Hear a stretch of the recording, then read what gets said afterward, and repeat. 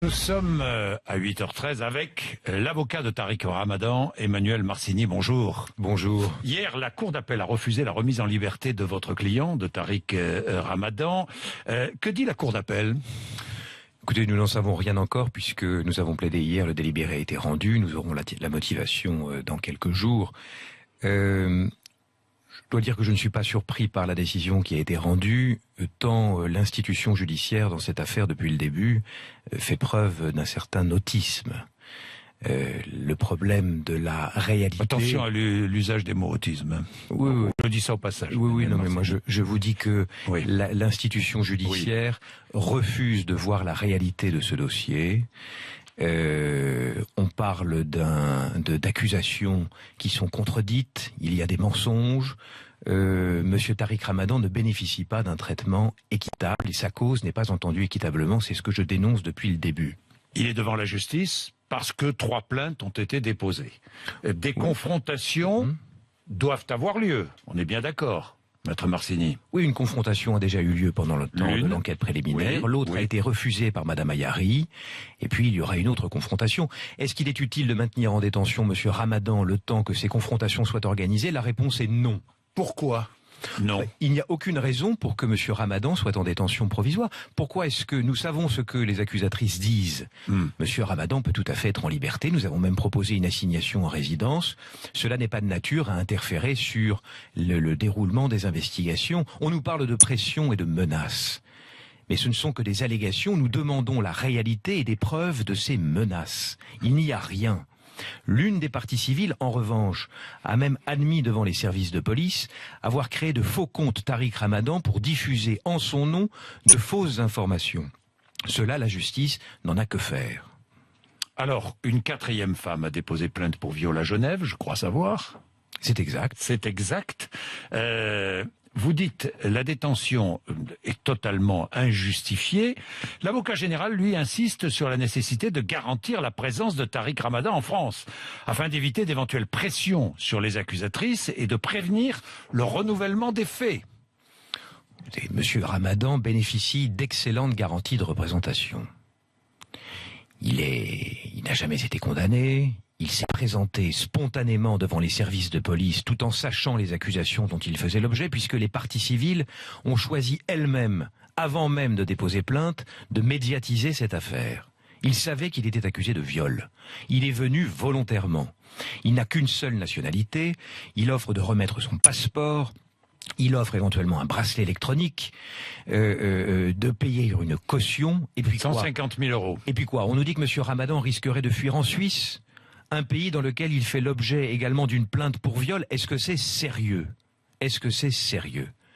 Non, en fait, c'est un procès d'intention qui lui est fait et qui ne repose sur aucune réalité. Mais toutes les plaignantes n'ont pas encore été entendues. On est bien d'accord. Et alors? Eh bien, mais c'est faux ce que vous dites. Ce que vous dites n'est pas exact. Non, ce que vous dites n'est pas exact. Il y a déjà été entendues par la police. Il y a déjà des pressions sur certaines plaignantes. Mais c'est faux. Ce que vous dites, ce que vous dites est faux. Et d'abord, toutes les plaignantes. C'est ce que disent les plaignantes. Toutes les plaignantes ont été entendues par les services de police. Toutes. Elles ont été entendues par les services de police. Ce dont vous faites état là. C'est ce que dit l'avocat général. Hein. C'est ce que disent les plaignantes. La question n'est pas de savoir ce qu'elles disent.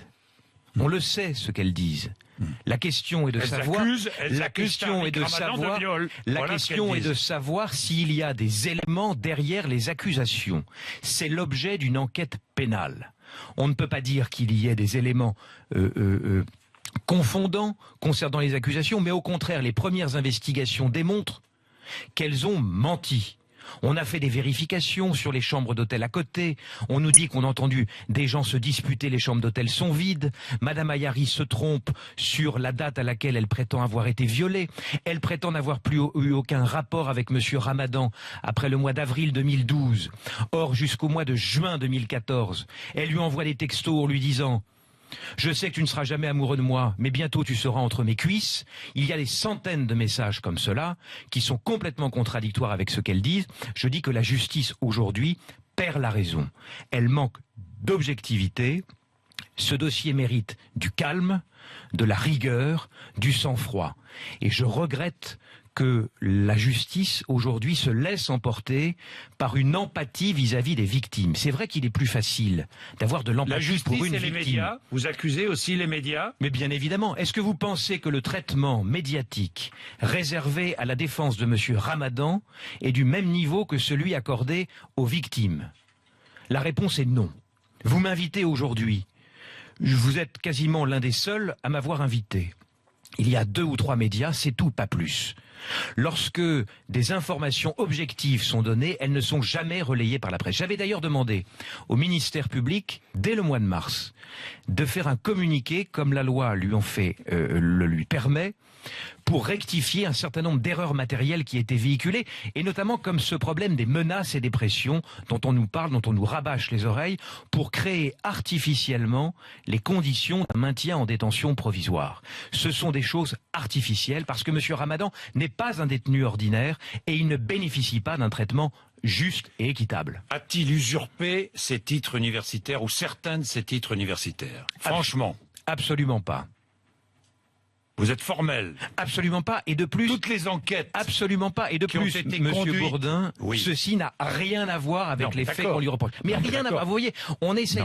Quand on parle de la réalité du dossier, qu'on se rend compte effectivement que les accusations s'effondrent, professeur de philosophie et d'islamologie à l'université de Fribourg, il n'était même pas assistant. C'est vrai ou c'est faux? Mais écoutez, à ma connaissance, c'est faux.